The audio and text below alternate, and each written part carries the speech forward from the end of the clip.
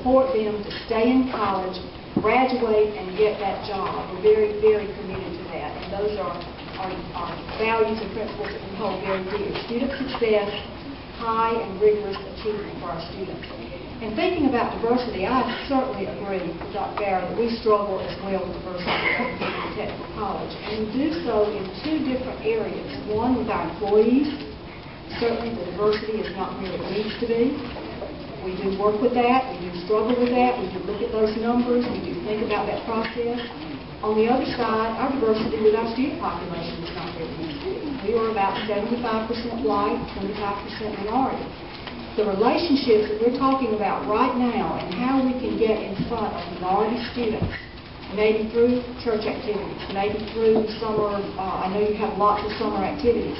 We feel like that we can make a personal appeal to students maybe on a different turf than the college.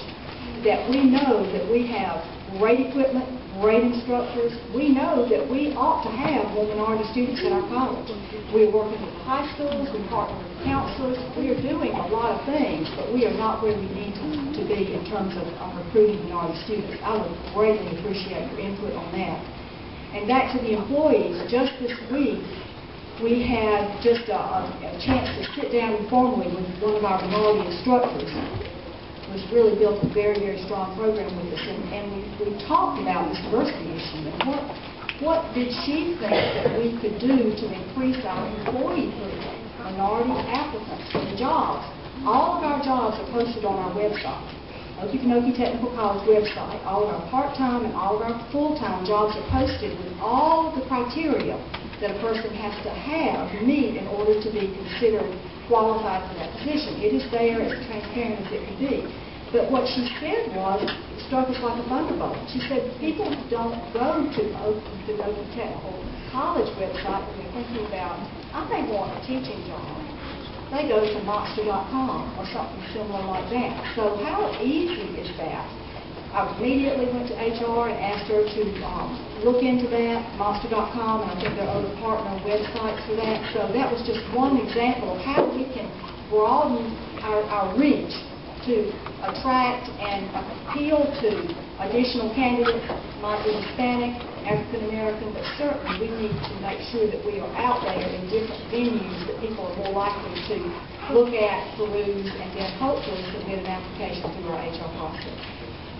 One of the things that are you amenable to, I guess, changing career opportunities if someone is in a specialty and would like to begin to teach? Are you amenable to, as long as they meet the basic qualifications? And I guess what I'm trying to let everybody here know is not, I think you're amenable to it, that just because you've been working a job for 20 years, you actually may be qualified to be a teacher. That's right. That's absolutely right. So you can apply for those jobs. Right. Amen? I want us, because one of the things that Pastor Simmons said last night in that particular piece is if everybody in Ware County could actually, with the Georgia Department of Labor, put their name on file with the Georgia Department of Labor, it would also give a labor base and a labor pool. So when employers are looking at this county, we will have a clear understanding of the talents and the gifts. And it very well may be that somebody may be working on a job, they've been working there for 20 years, making $35,000, but they're actually qualified to make $60,000. That's right. But because they're not keyed in and texted into that other venue, they don't know about it. So I just want to look at the creative ways that we can meet what needs to be met, so that there is a level of diversity, a great level of diversity, and we want to help you with it. We're not beating anybody up. We want to help you meet those goals. We need that help. Amen.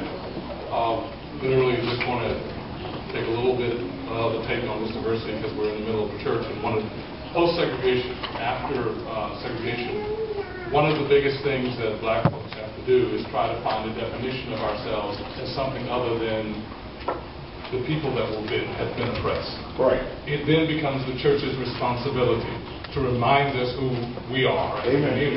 Yeah. Not only as a Christian community, but as African American community. Because unlike in the other churches, 7 major historical black churches, we're also a definition of our community. One of the issues that happened is that post-integration, we started seeing the profound effect of classism.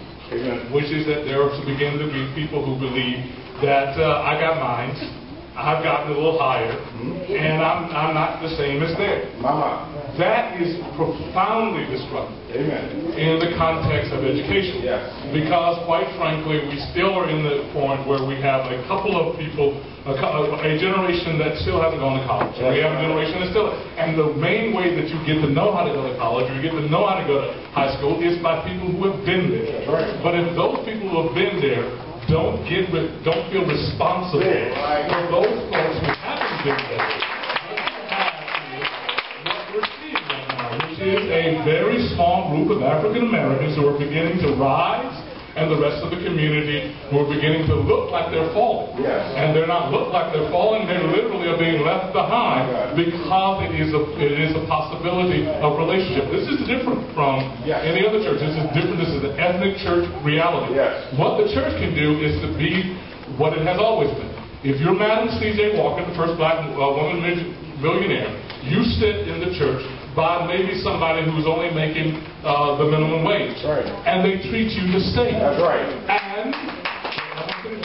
And the person who is the minimum wage actually listens to Madam C.J. Walker when she talks, not just thinking she got an attitude, but she might know something with $1 million. And at the same time, Madam C.J. Walker doesn't talk down to the other. In all of this, while we throw diversity up here, and God bless it, continue to do so, we got to realize that the one thing in our project that we keep running into is pick up the phone, we start explaining it was a parenting program, and they said, oh, we don't need that because I make too much money. And we said, no, this is about a parenting program. You got a child. But the idea that you see any program that reaches out to help you, and somehow their other program is a problem. And so what we're praying for is that the church begins to understand and take that role as beginning to make us one. That there is no hi-hats, that we all have to work together to be one. So we get that diversity. The example is that what you just said. That piece of knowledge comes from people who are working in the field who can tell somebody else that. But if they're not talking to each other, then they don't know it. And the one that you're talking to, if he's not listening, then they don't know it either. So we need to recreate the beloved community within the church. And it has to be something the church decides it's important to do. So I know there are all kinds of churches up here. You gave me the mic, so I'm going to say this, right? So here's one of the issues that we have got to confront classism straight up and say, look, we ain't all that. That's right. We're what God made us to be. Yes. And then ultimately we're here to help one another. That's right. Because that directly impacts how much diversity we really can do, because that is how we made it before. We made it before because we were a community. Post-segregation, we have to figure out we're still a community. And the color of your skin still defines you as someone in this community. That is a positive thing. Thank God we have aunties. Thank God we have grandma. Thank God we have PhDs. But we should all put them together as one. I don't know, but that's what I think.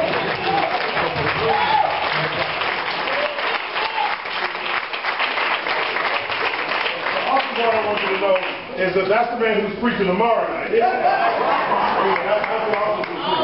an awesome man of God. As we close, I'm reminded of a man by the name of A.G. Gasson from Alabama. And you mentioned C.J. Walker. People didn't like necessarily have a problem because he used to speak at a lot of places. And they had a problem with his English. They said he didn't. But A.G. Gasson was a millionaire, literally many times over. And people had a problem with him because of the classism piece. And he stood up, I'll never forget, he stood up at a rally when Reverend Justice Jackson was running for president, and he said, people didn't want me to get up here because they say, I can't speak right. But I can say something they can't say. Our ears are really